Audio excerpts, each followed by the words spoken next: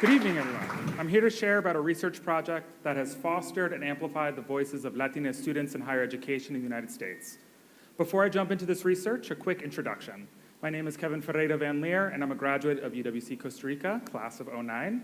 Now I'm an assistant professor of human development and family sciences at the University of Connecticut. I'm excited to share this talk, Do They See Us? Using Our Voices to Transform Servingness in a Hispanic Serving Institution with you. A college education plays a critical role in the development of young adults and is key in promoting social mobility for youth in the United States. Recent college graduates in the United States are more likely to be employed and will make about $1 million more over their lifetime than those who just have graduated high school. Yet we see that there are key differences in who gets a college degree in the United States. There are educational disparities by race and ethnicity, class, and gender. Here, I have a graph showing the percentage of adults who have completed a 4-year degree from 2000 to 2021 by race and ethnicity in the US. Looking at the right side, we see good news. The share of adults in the United States who have completed a 4-year degree has increased over the last 2 decades across all racial and ethnic groups. Nonetheless, we see that the rates of completion look differently by race and ethnicity in the United States, with approximately 20% of Hispanic and over 1/4 of Black adults having completed a bachelor's degree, compared to over 40% white and 60% Asian adults having a bachelor's degree. Additionally, we can see that these gaps have remained stable over time. Many of these differences continue to be seen when we look at who graduates once they've enrolled into college. This graph represents graduation rates by race and ethnic group and gender. Here we can see that who completes their degree within 6 years of enrolling in college full-time also looks differently by race, ethnicity, and gender. The first group of columns on the left is the average graduation rates, and then moving to the right, we see graduation rates by white students, followed by Black, Hispanic, and so on. Looking across this graph, we can see that the 6-year graduation rate is highest for Asian students at 74% and lowest for our Black, American Indian, Alaska Native students at 40% and 39% respectively. Given the meaningful differences having a college degree can have in the United States, how do we begin to address who has access to higher education and ensure that once they enroll, they complete their degree? There are many researchers, policymakers, and experts asking these questions, but often one key group is left out of those conversations, and that is students themselves. Student experiences and voices are valuable for transforming those same institutions that are meant to support their success. Where does student voice fit into the conversation on college access and student success? My colleague, Dr. Amber Gonzalez, and I have decided to take this question on in our own context. As you saw, colleges and universities in the US fail to graduate Latine students at the same rate as their peers. We decided to concentrate our work here, looking at the success for Latine students in the United States. This is an important population in the United States, as 1 in 4 children under the age of 18 is now Latine, and Latine undergraduate enrollment has doubled over the last 2 decades. We worked together to launch a research project entitled Finding Comunidad, Exploring Servingness at a Hispanic Serving Institution, where we set out to answer the larger questions about why colleges and universities fail to graduate Latine students at the same rate as their peers. To do this, we partnered directly with students to examine how they see their university in serving them and how their institutions can better serve them. We specifically decided to focus on Hispanic serving institutions. This is a specific set of colleges and universities in the United States that receive the Hispanic Serving Institution, or HSI designation, from the federal government. Why is this important? If universities apply for it, they receive this designation if they have more than 25% or 1/4 of their undergrads being Latine. Receiving this designation opens up pockets of funding from the federal government. And while they receive this designation and they can receive this funding, it does not provide a guidebook to the institutions on strategies or infrastructures on how to support those Latine students. There are over 600 HSIs in the United States, and they enroll approximately 63% of all Latine students. Given the government is providing them more resources and their large role in serving the Latine student body in the United States, we are concentrating our efforts on these colleges and universities. Our project sought to interrogate how Latine students see student success and how their university and HSI can better support them. Like I said, to do this, we partner directly with Latine students to transform higher education to better serve them. On the screen, you can see the team. We are 2 faculty members, a graduate student, and 15 Latine undergraduate co-researchers. The undergraduate students joined this project as part of two cohorts. One they named Mariposas con Voces, and the other Songs in the Hummingbird. This research is centered at California State University, Sacramento, which is also called Sac State, and it was designated an HSI in 2015. Since my Latine student co-researchers cannot be here today, they've developed a message collectively they would like me to share. I share it as part of centering the voices in this work, their voices in this work. They write, "We are Mariposas con Voces and Song of the Hummingbird, two cohorts of Latine undergraduate students researchers at Sacramento State. Among us, there are multiple identities: Chicanx, Mexican, Mexican-American, Indigenous, Salvadoran, and Latina. We are diverse. We sometimes feel forced to label ourselves as Latine without consideration of our multiple identities. We're more than just students, and our identities change as we grow. We challenge ourselves to be the best version of ourselves. While we have similarities, we also have different experiences and perspectives. These lead us rather than limit us.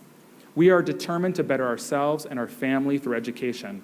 We aim to create change in higher education for the better, inviting change to benefit the students rather than the institutions. We stand to share our voices and experiences." So how did we amplify the voices of Latine students? We engaged in a three-phase process where we recruited Latine undergraduate students to participate as co-researchers in the process. We began in spring of 2022 with 9 Latine students who engaged in photo voice, and I'll explain what photo voice is in a minute. We then brought on a second cohort of Latine students to conduct photo voice, and then a smaller subset of the two groups, 9 student co-researchers, came together to create a survey of Latine students on our campus that aimed to see how the themes they identified in the photo voice process generalized to the larger student body of Latine undergrads. The students met for 3 hours a week each semester, sometimes more, to conduct research. So what is this photo voice thing? Photo voice is a research methodology which seeks to allow participants to document the lives on their own terms, raise critical consciousness among participants, and to create positive change through reaching decision makers through photographs across the research project. It's a cycle of picture-taking and critical discussion. First, we engaged in team building, discussions of research ethics and photography, and then each cohort of students had between 7 and 8 photo voice sessions, where they were given a prompt and asked to take photographs about that prompt. They brought those photos back into a session where we critically discussed them, breaking down what do we see in these photos, how does that relate to our lived experience, what is behind what comes out in these photos, and how can we make change. After 7 to 8 sessions, we looked back across all of the photos to identify cross-cutting themes. Each theme consists of representative photos and a collectively constructive narrative. Across the two cohorts, there were over 200 photos taken and over 90 hours of discussion to identify cross-cutting themes. After the 2 different cohorts engaged in photo voice, again, we brought them together to create a survey. Students were given an overview on how do we make surveys, and we looked at examples from other scholars. We used those photo voice themes to develop a 20-minute survey that we collected in the spring 2023 semester. And over 383 undergrad Latine students completed the survey, allowing us to get a better picture of how what we learned generalized to the larger population. We took all of our findings from the photo voice process and the surveys to identify 6 cross-cutting themes, and these themes are presented on the screen. For purposes of time, I can't share all of them with you, but I wanted to share 2. First, greater cultural representation is needed, and our desire. So let me share that first theme. Greater cultural representation is needed with you. It has 2 components that we found in our research. First is that greater representation of Latine culture in academics is needed. And second, emerging representation of Latine culture across campus and within organizational identity was found. As part of that first component, students identified the following narrative. Representation of Latine culture is needed in the classroom. Again, this is one of those photo voice narratives that students identified after 40 hours of critical discussion and over 50 photos. For this theme, students collectively wrote, "We need more representation of our Latine culture in our classrooms. We need more professors who reflect the diversity of our student body and who can bring unique perspectives and cultural knowledge. We need to have more of our culture represented in our curriculum in terms of readings, discussions, and activities. Although many of us have found this happening in ethnic studies, we need this in all areas. Professors need to include their students' backgrounds in the issues and topics they teach. We also need our professors to use language that connects to us and that we can understand." Some of us have expressed having a connection to certain professors who have worked to make meaningful relationships with us. We examined this theme in our survey of Latine undergraduates. Our survey asked students to rate their level of agreement in the phrase, in classroom spaces, faculty include my culture in their course readings. We found that approximately 1 in 4 Latine students do not feel that faculty include their culture in course readings. A similar number of Latine students reported not feeling their culture included in course topics or assignments. What do I mean by that? For example, one student, a journalism major, said it meant they were never exposed to Latine journalists. Discussions of journalism in Latin America, discussions about how journalism covers issues within Latine communities in the United States, or conversations on how future journalists can think about the ways they engage and represent the Latine community in the United States. Continuing this theme, we dug into the data about Latine faculty at the university. Examining the ratio of Latine students to faculty, this graph shows us Latine students, the yellow bars, and Latine faculty, the orange bars, by colleges within the university at Sac State. Looking across this graph, we see that the college with the highest Latine faculty to student ratio is the College of Education, where there's 12 Latine students for every 1 Latine faculty. On the other end, the College of Business only had 1 Latine faculty member and 1,158 Latine students. As of spring 2023, the faculty to student ratio for Latine students and faculty was 1 to 62, where the white faculty to white student ratio was approximately 1 to 8. While students found that greater representation was needed, students found that there's an emerging representation of Latine culture across campus and within the organizational identity. This narrative encapsulates that. It's entitled, Great Intentions Needs Attention. Students wrote, we have found some representation on campus, but not enough. We have found representation through artwork on campus, although sometimes the stories behind the artwork is unclear.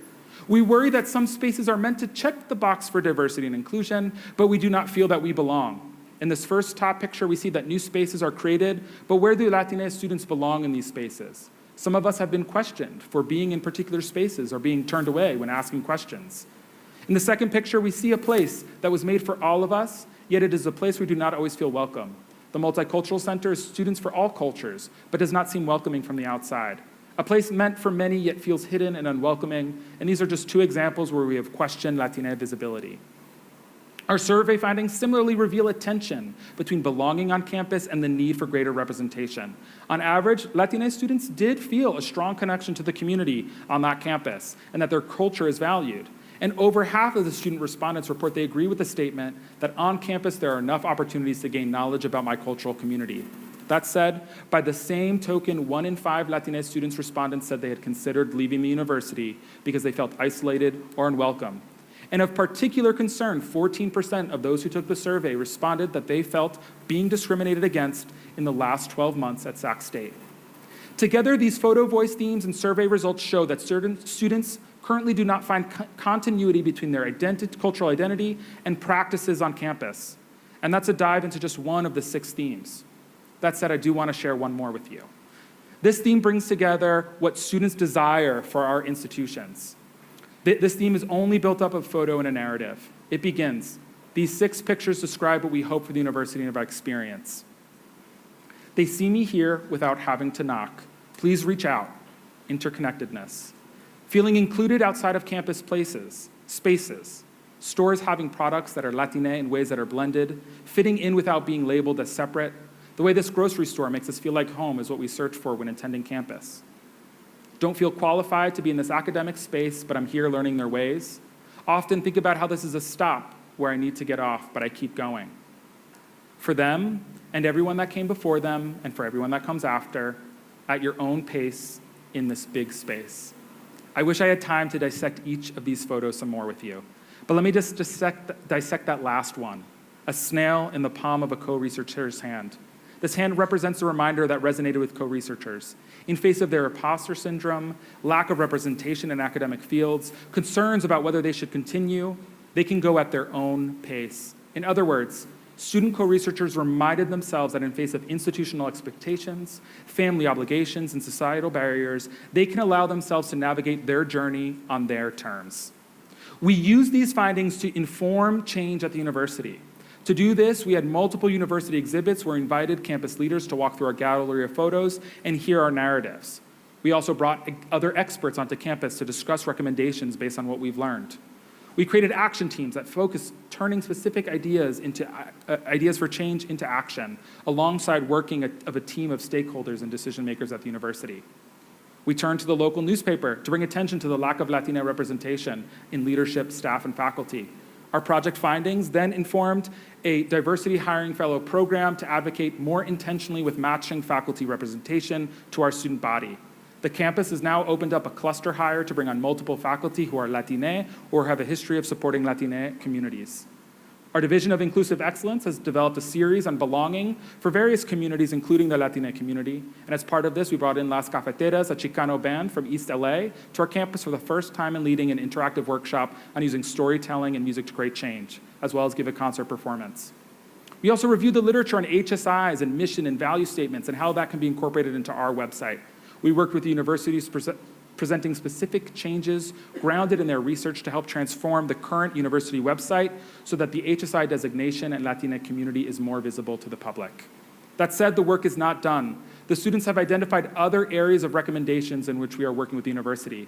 This includes finding ways to bring forward the history of the Latina community on campus, including the murals and artwork.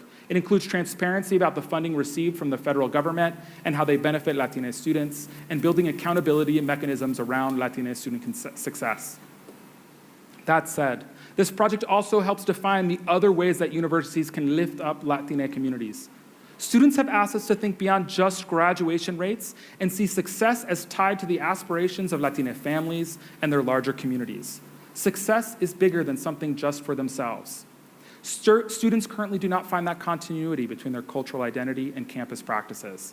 They push us to see a university that is connected to the local community, partnering in ways that benefit the Latina and other communities. They push us to think about the ways that we are connecting to culture, fostering Latina identity, developing critical consciousness, and fostering agency within students as part of student success. We are taking these lessons and questions to a larger scale.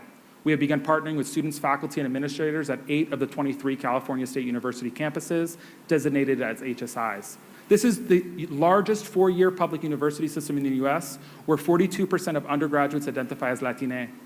The CSU system is uniquely positioned to lead a nationwide transformation in higher education. Yet, just like the national portrait, the CSU system continues to see gaps in 4- and 6-year graduation rates between white and Latine students at around 12 percentage points. With 21 of the 23 CSU campuses designated as HSIs, there's an opportunity to set a national example for serving Latinx students effectively, all by centering and listening to the voices of Latinx students. I hope this was a small taste on how we can amplify the voices of students, which are often unheard in institutional decision-making. For us, we found that the strategy of photo voice and developing a survey alongside students allowed us to all think more critically, interrogate structural determinants of social issues on campus, and understand institutionalized oppression. Through photo voice process, they were able to use their own lived experiences to see the ways that the institution and the ways we think about knowledge production, reinforcing norms about who can succeed, who creates, and who owns knowledge. With that, I will end with a question. How does your institution engage students in institutional cultural change? And knowing many of you are students here today, I ask you, what are the ways that you have had the educational institutions you've been a part of engage you in building success for you and your fellow students? Thank you.